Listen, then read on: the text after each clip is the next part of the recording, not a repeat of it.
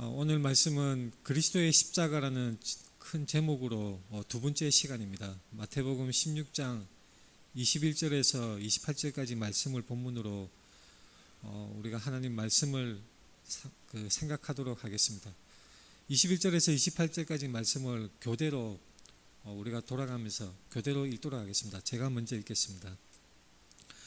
이때로부터 예수 그리스도께서 자기가 예루살렘에 올라가 장로들과 대제사장들과 서기관들에게 많은 고난을 받고 죽임을 당하고 제3일에 살아나야 할 것을 제자들에게 비로소 나타내시니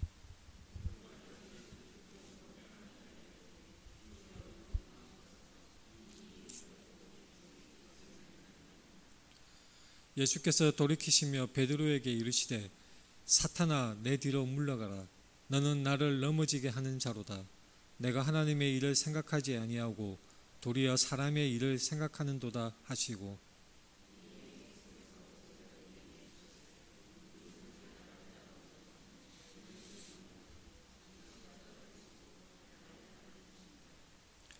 누구든지 제 목숨을 구원하고자 하면 잃을 것이요 누구든지 나를 위하여 제 목숨을 잃으면 찾으리라.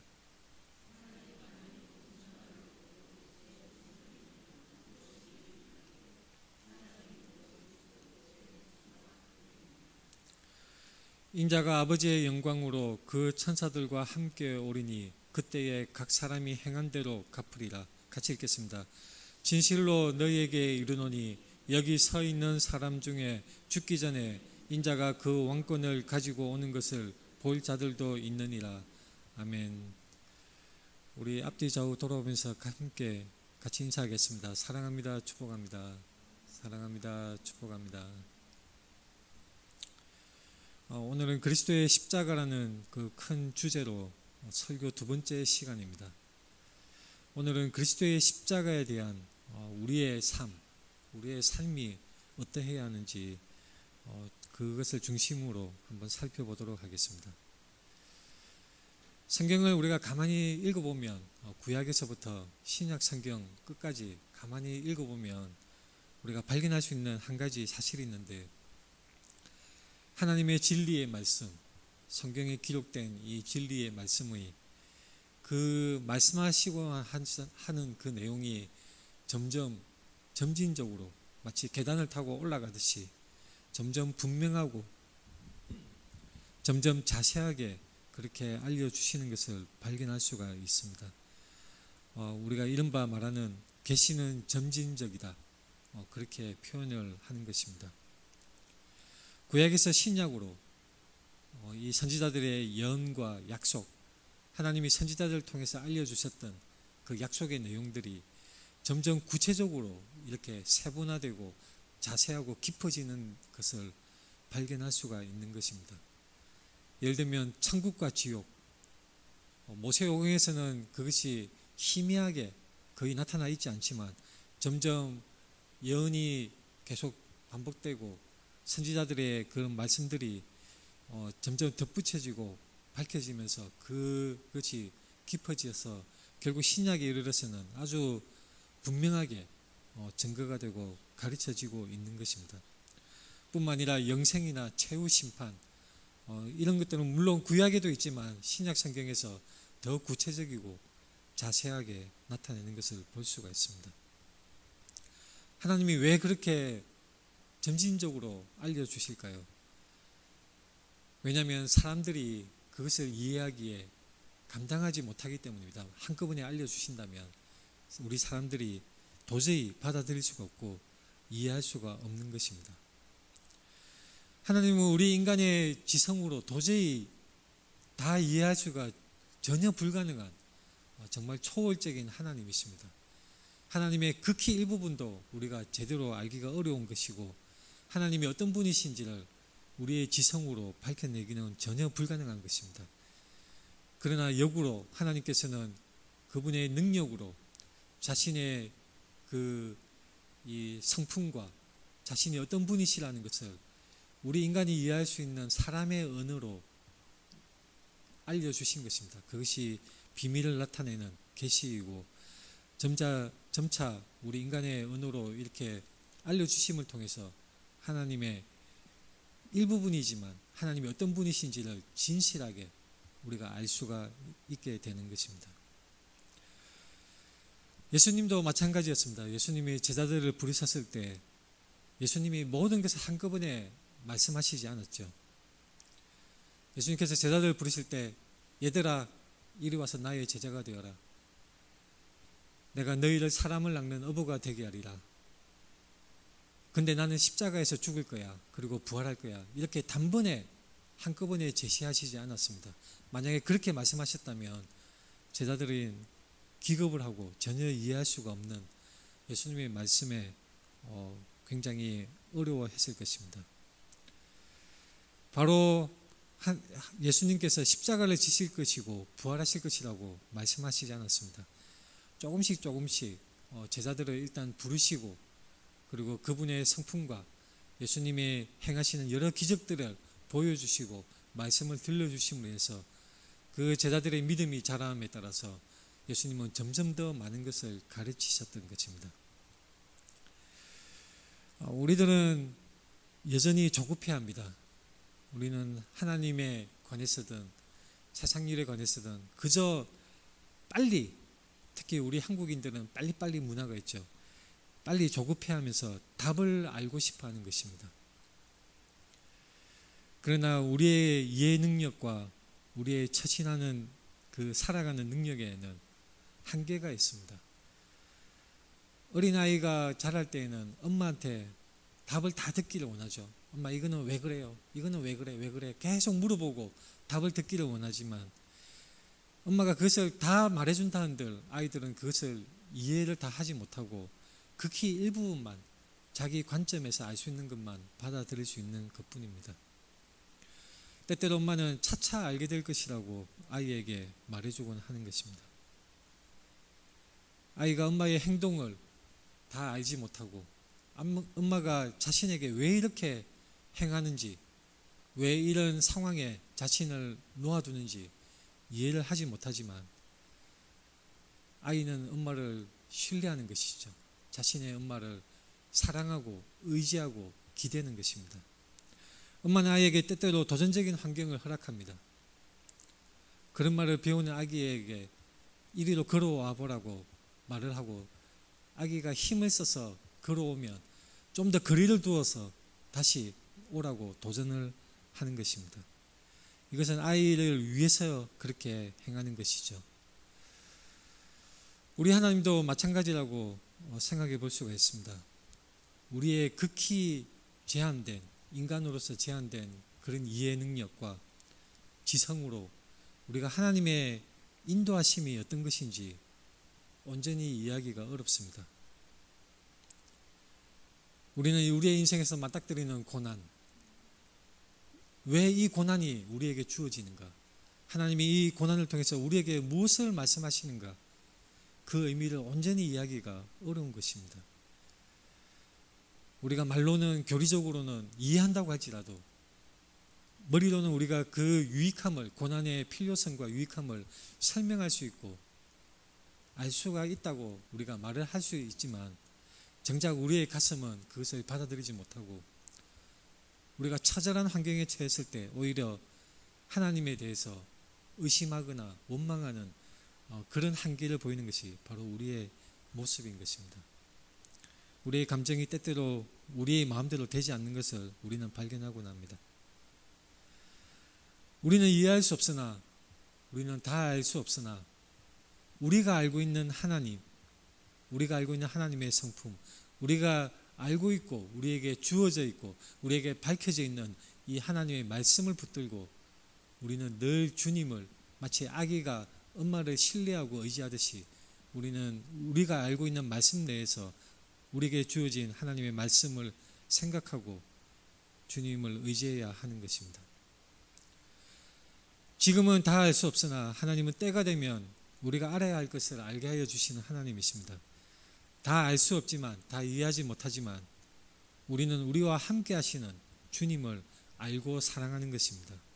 우리는 주님을 신뢰하고 사랑해야 합니다. 예수님은 그의 제자들을 점차 진리를 더욱더 알도록 가르치셨고 훈련시키셨습니다.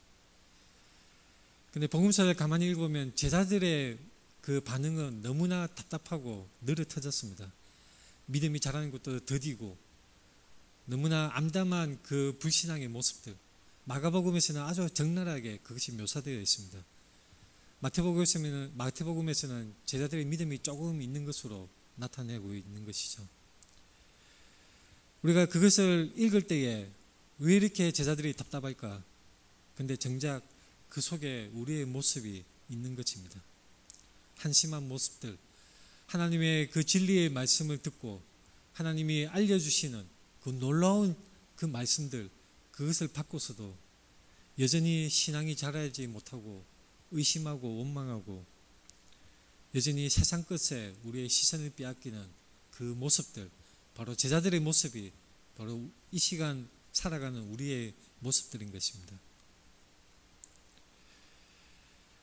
오늘 본 말씀 16장 21절에 보면 이때로부터 예수 그리스도께서 자기가 예루살렘에 올라가 장로들과 대제사장들과 서기관들에게 많은 고난을 받고 죽임을 당하고 제3일에 살아나야 할 것을 제자들에게 비로소 나타내셨다고 말씀하고 있습니다.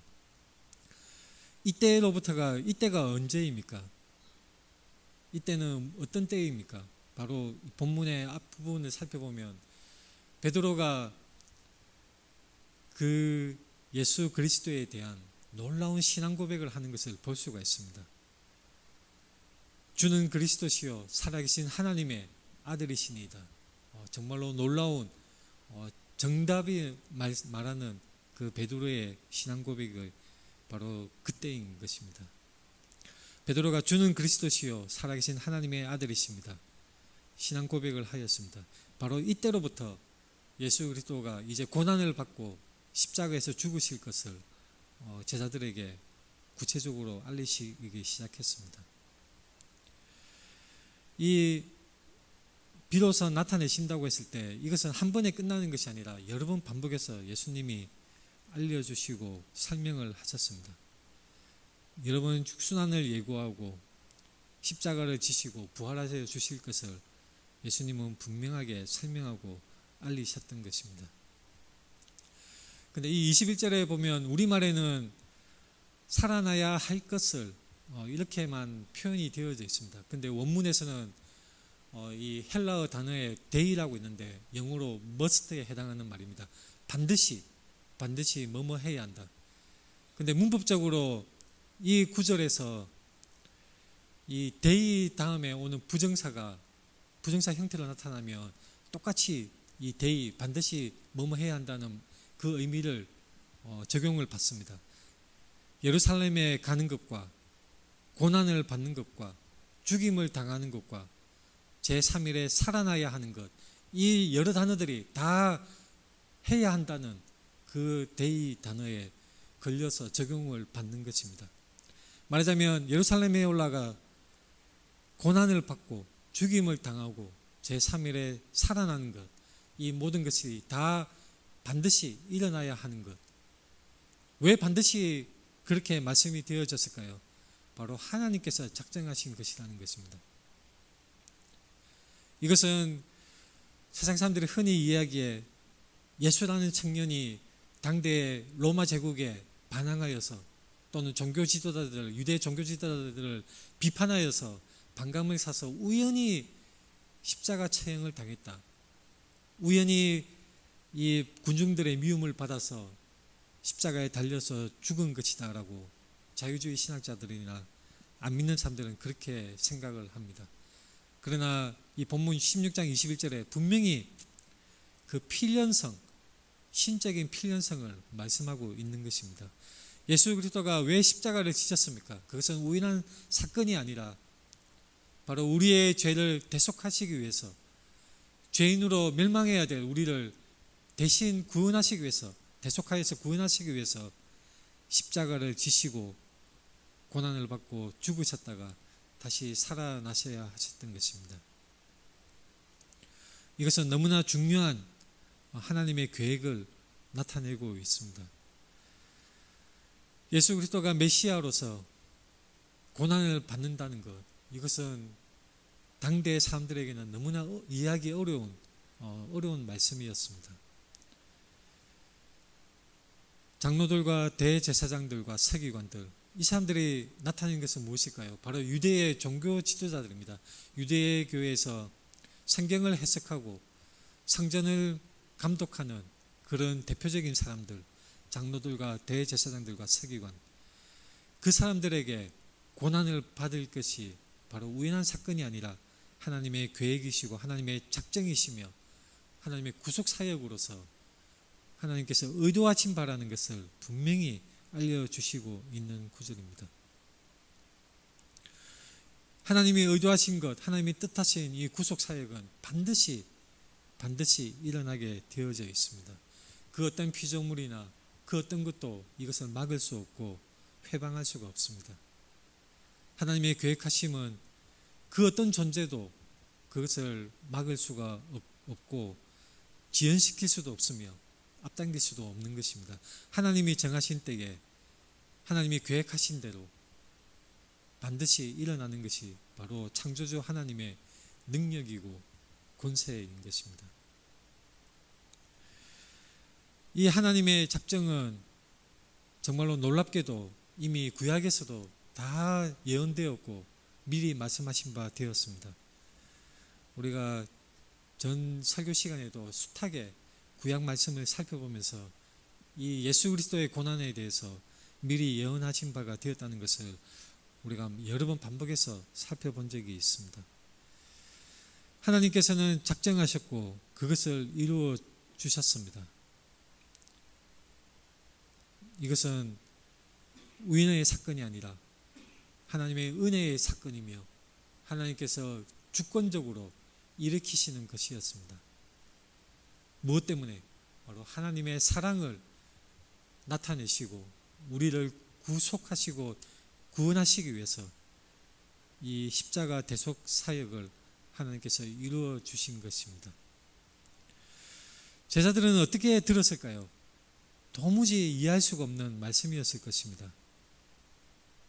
왜냐하면 당시 사람들은 메시아 하면 어떤 존재였냐면 이 구약에 예언된 말씀대로 다윗의 그 가문에서 일어나서 메시아가 나타나 적들을 깡그리 무찌르고 영원한 다윗의 왕국을 세워서 아주 강성한 그런 나라를 이룰 것이다. 사람들은 그렇게 이해하고 있었습니다. 그래서 정치적인 해방, 군사적인 해방, 물질적으로 풍요로운 그런 국가를 건설하는 것이 메시아의 그런 사명이라고 사람들은 생각을 했었던 것입니다. 그런데 예수님의 가르침은 사람들의 기대와는 완전히 달랐습니다. 도대체 이게 무슨 소리야?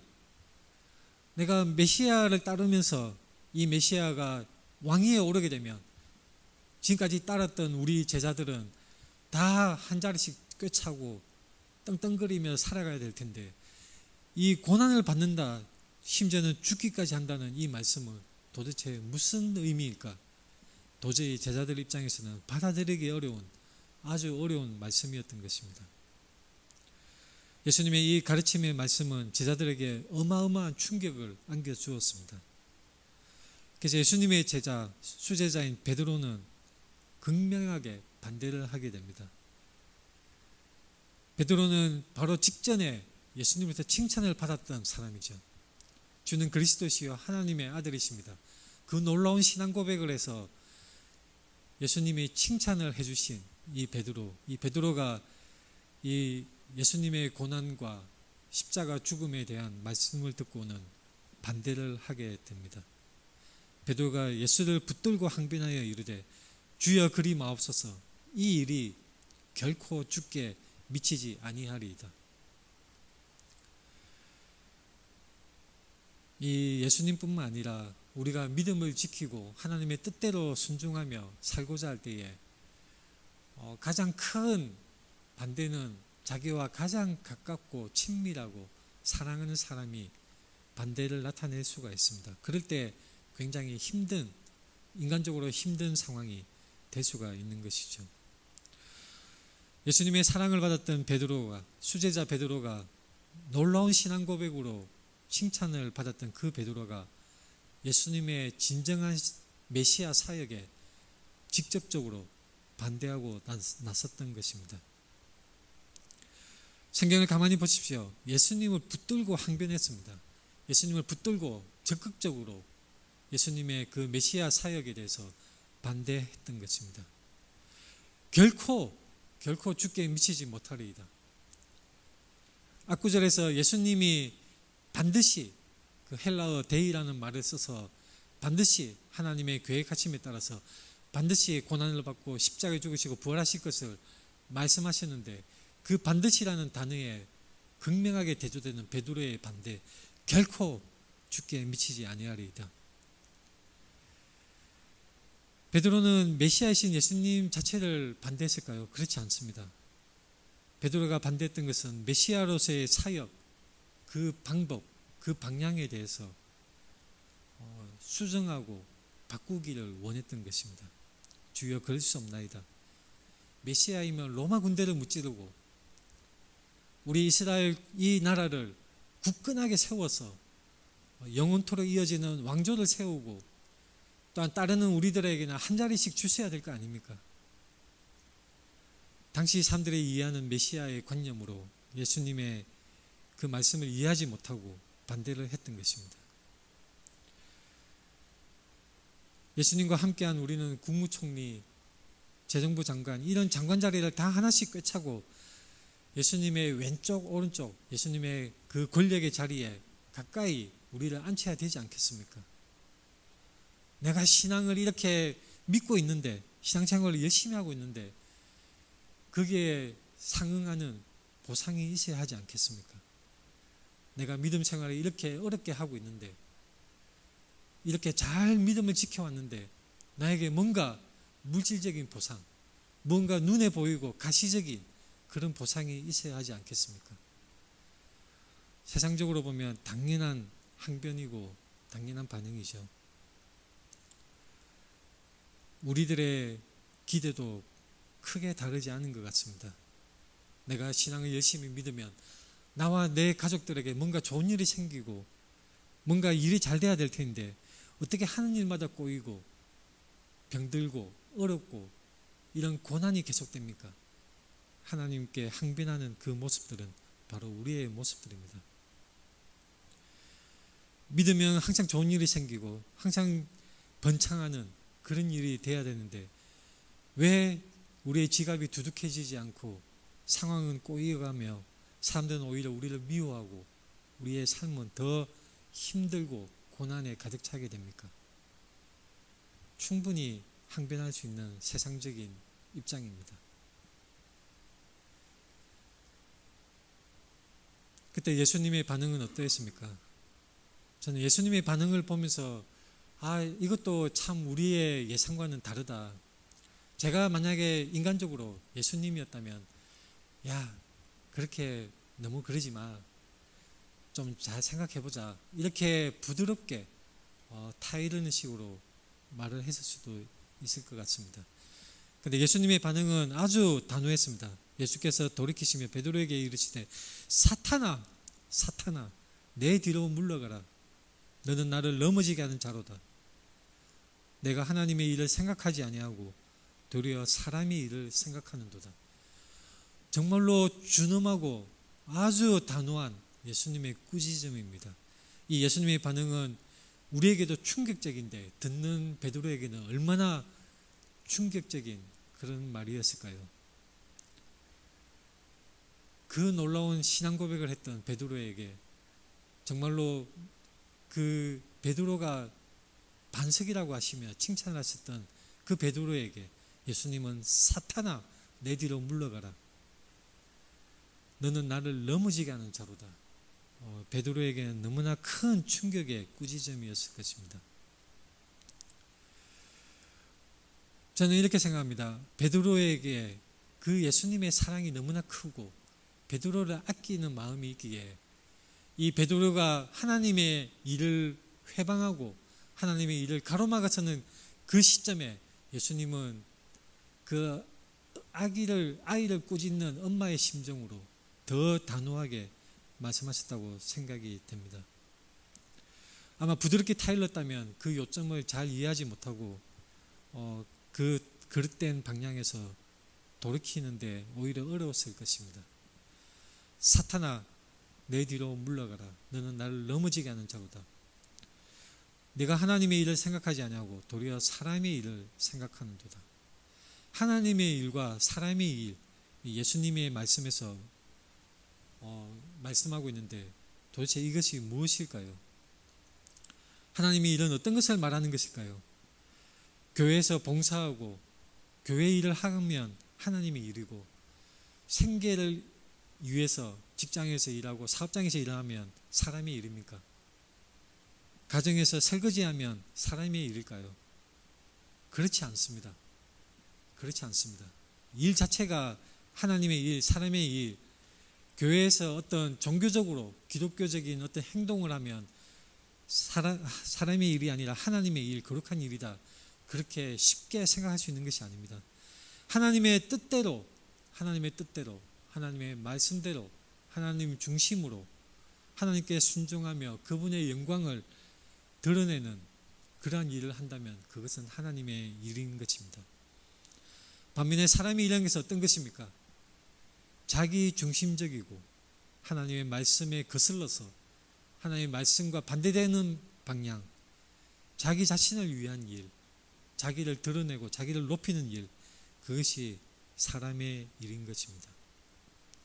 하나님의 일과 사람의 일의 차이가 굉장히 큽니다. 그러나 우리는 살아가면서 그것을 혼동할 때가 너무나 많이 있습니다. 이렇게 단위에서 제가 설교를 하고 있는데 설교를 하는 것은 항상 하나님의 일일까요? 그렇지 않습니다.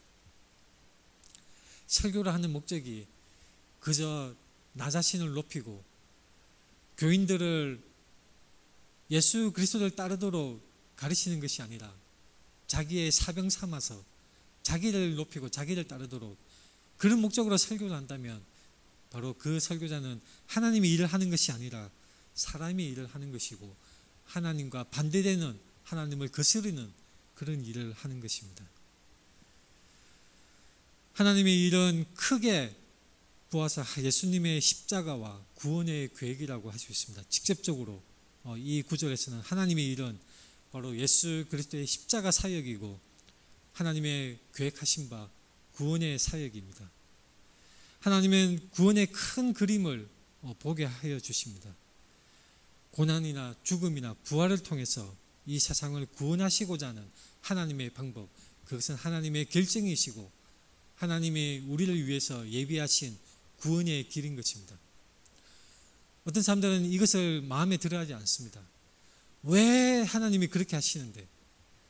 내가 원하는 방법, 내가 좋아하는 방법, 내가 이해할 수 있고 내가 인정할 수 있는 방법으로 해야지. 왜 하나님이 굳이 약해 보이고 어리석어 보이고 힘없이 그렇게 희생하고 죽어가는 그런 나약한 방법으로 하나님은 행하실까? 인정하지 않는 사람들이 있습니다. 그것은 불신앙이고 그리스도의 복음을 이해하지 못하는 사람들인 것입니다. 하나님은 인간적인 계산이나 어떤 방법으로 이해할 수가 있는 방법으로 행하신 것이 아니라 하나님이 영원전부터 계획하신 구원의 방법, 바로 십자가를 통해서 우리를 구원하시기로 결정하셨고 그것을 행하셨으며 그대로 실행하셨습니다. 사람의 일을 하는 사람, 우리 자신일 수 있습니다. 우리가 살아가면서 하나님의 그 길이 분명하게 말씀 가운데 우리에게 주어졌지만 베드로처럼 결코 안 됩니다. 그렇게 극명하게 반대하는 모습이 우리에게도 있을 수가 있습니다. 우리가 자기 중심적으로 살아갈 때에 자기 중심적인 관점으로 자기 중심적인 그런 삶으로 살아갈 때에 바로 하나님의 일을 오히려 반대하고 자신의 사람의 일을 고집하는 이 베드로의 모습이 우리에게도 나타날 수가 있는 것입니다. 우리는 어떻게 해야 합니까? 하나님의 계획을 신뢰해야 합니다. 하나님의 말씀을 온전히 믿어야 합니다. 비록 그 말씀이 우리에게 온전히 이해되지 않더라도 우리에게 주어진 바 하나님의 말씀이 진실할진데 우리는 말씀을 붙들고 말씀대로 살아가야 하는 것입니다. 내가 맞닥뜨리는 인생의 여러 가지 어려움들, 내가 당하는 시험과 고난들, 우리가 이해할 수 없으나 여전히 우리는 인내하고 예수 그리스도의 십자가를 붙들고 끝까지 버티며 살아가야 하는 것입니다. 우리는 우리 중심적 사고에서 벗어나야 합니다. 우리 중심에는 예수 그리스도의 십자가가 온전히 서 있어야 하는 것입니다. 그저 눈앞의 편안함이나 이익만 추구하는 것, 그것을 신앙의 목적으로 삼는다면 그것은 기독교가 아니고 그것은 복음이 아닙니다. 자기를 섬기는 우상숭배에 지나지 않는 것입니다. 내 삶에서, 여러분들의 삶에서 지금 하나님의 일을 하고 있습니까? 아니면 사람의 일을 하고 있습니까? 하나님의 계획하심에, 하나님의 그 복음의 진리 안에서 우리가 거하며 그리스도 안에서 살고 있습니까? 아니면 나의 목적, 내 이익, 나 자신의 그런 이기적인 삶을 살기 위해서 단지 기독교, 이 교회 종교 생활을 단지 수단으로 이용하고 있을 뿐인 것입니까? 우리는 진실하게 생각해야 합니다. 하나님의 일을 생각합니까? 사람의 일을 생각합니까? 이것은 여러분들의 진실한 반응이 반드시 필요합니다. 외형적으로는 교회 생활 잘할 수 있죠. 심지어는 집사가 되고 장로가 되고 목사도 될 수 있습니다. 그 속마음은 사람이 알 수가 없습니다. 그러나 하나님은 속마음을 꿰뚫어 보시는 하나님이십니다. 여러분들의 마음 깊은 곳, 여러분들의 그 동기를 우리 하나님은 꿰뚫어 보시고 있는 것입니다. 하나님 앞에 진실하십시오. 십자가 앞에 여러분들의 속마음을 내려놓고 주님께 나와야 하는 것입니다. 24절에 이런 말씀이 있습니다. 예수께서 제자들에게 이르시되 누구든지 나를 따라오려거든 자기를 부인하고 자기 십자가를 지고 나를 따를 것이니라. 저는 어릴 때 이 상구 구절이 쓰여진 액자가 집에 있었는데 별로 이 구절은 좋아하지 않았습니다. 좋은 상구가 많이 있죠. 내가 너와 함께하리라. 내 오른손으로 너를 붙들리라. 심지어는 내 시작은 미약하였으나 내 나중은 심히 창대하리라. 이런 겉으로 보기에 힘이 되고 그런 말씀들이 좋은데 자기를 부인하고 자기 십자가를 지고 나를 따를 것이니라. 얼핏 보면 좋은 것이 없어 보이는 이 말씀, 그러나 너무나 중요한 하나님의 말씀입니다. 자기 십자가, 자기를 부인하고 자기 십자가를 진다는 것이 도대체 무슨 뜻일까요? 자기를 부인한다는 것은 자신의 뜻, 자기 중심적인 가치관과 생각과 그런 계획들을 버리고 하나님 중심으로, 하나님 말씀으로 그 방향을 바꾸는 것을 말하는 것입니다. 자신의 고집을 버리는 것을 말하는 것입니다. 자신을 중심에 두는 것을 버리고 하나님 중심으로 살아가야 되는 것을 말씀하는 것이 자기를 부인한다는 말씀의 의미라고 생각할 수 있습니다. 자기 십자가를 진다는 것은 무엇을 말하는 것일까요?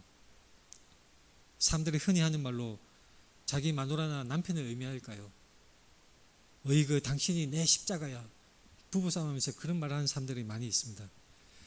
자기 마누라나 자기 남편이 자기 십자가가 아니라 그리스도를 위해서 하나님을 중심으로 두고 사는 삶을 살아가기에 부딪히는 여러 가지 어려움, 고난과 핍박과 어려워지는 환경들, 그런 것들을 때로는 수치를 당할 수도 있습니다. 하나님을 위해서 살아갈 때에, 복음을 위해서 맞게 살아갈 때에 오히려 사람들이 우리를 조롱하고 우리를 모욕할 수가 있습니다. 그런 고난과 수치, 바로 십자가이죠.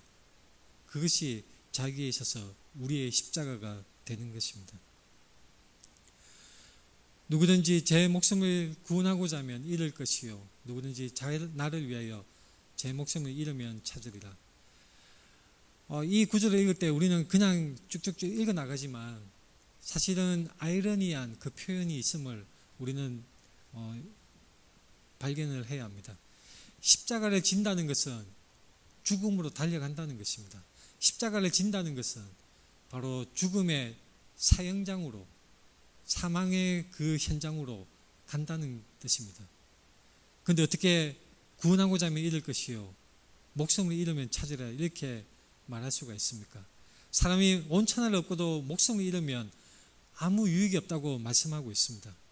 그런데 십자가를 지라고 말씀하는 것이죠. 앞의 말씀과 지금 이 말씀이 아이러니하게 보여지는 것입니다. 그러나 중요한 복음의 진리가 이곳에 들어 있습니다. 십자가를 지면 목숨을 잃는 것인데 그것은 바로 세상의 생각입니다. 십자가를 지고 처참하게 죽으면 바로 영화에서 결말이 나는 것이고 엔딩이 되는 것인데, 그러나 그것이 끝이 아니라는 것, 바로 복음의 놀라운 역설적인 진리입니다. 십자가에서 죽음으로 그것이 끝나는 것이 아니라 하나님은 십자가에서 죽은 예수를 다시 살리신 것처럼 우리를 또한 살리실 것입니다. 오늘 본문 말씀의 끝부분이 말씀하는 바가 이것입니다. 그때가 되면 하나님이 갚아주십니다. 세상이 보는 끝, 우리가 힘겹게 복음 위에서 사는 이 모습들이 다가 아닙니다. 세상이 보는 끝은 진정한 끝이 아닙니다. 심지어 십자가에서 때로는 박해를 받는 지구상에 박해를 받아서 끝내 목이 잘리고 불태움을 당해서 순교하는 그 사람들, 세상에서는 그것이 끝이라고 생각하지만 그것이 끝이 아닌 것입니다. 우리의 인생이 왜 희망찬 인생입니까? 우리의 인생이 왜 소망이 있습니까? 그것은 이 세상의 삶이 끝이 아니라는 것을 우리는 하나님의 말씀을 통해서 확신하고 있기 때문입니다. 우리가 이 세상에 살아갈 동안 그리스도를 위하여 고난받고 핍박받고 참고 인내하는 삶을 살아가는 것, 그것은 우리 주 예수 그리스도를 따르며 순종하는 삶이고 그 분 안에 있는 것이고 또한 그리스도와 함께 죽는 것이며 또한 그리스도와 함께 살리심을 받는 것입니다. 이것이 복음의 진리이고 바로 그것 때문에 우리는 이 땅에서 소망하며 오히려 기뻐하며 우리의 인생을 살아갈 수가 있는 것입니다. 우리는 십자가를 지며 살아가야 합니다. 언제까지 십자가를 지며 살아가야 됩니까? 이 땅에서의 삶이 다할 때까지. 오늘 본문 말씀과 비슷한 말씀이 누가복음에 있습니다. 누가복음 9장 23절에는 이 마태복음 말씀에는 없는 한 단어가 더 들어가 있죠. 아무든지 나를 따라오려거든 자기를 부인하고 날마다 제 십자가를 지고 나를 따를 것이니라. 우리는 십자가를 매일마다 지고 매일마다 그리스도를 따르는 그러한 삶을 살아가야 합니다. 우리는 십자가를 보면서 소망을 가져야 합니다. 이 소망은 하나님께서 우리에게 주신 거룩한 소망이며 거룩한 백성으로서 살아갈 때 우리에게 반드시 필요한 진리인 것입니다. 십자가를 지신 예수 그리스도를 우리는 따라가야 합니다. 같이 기도하겠습니다.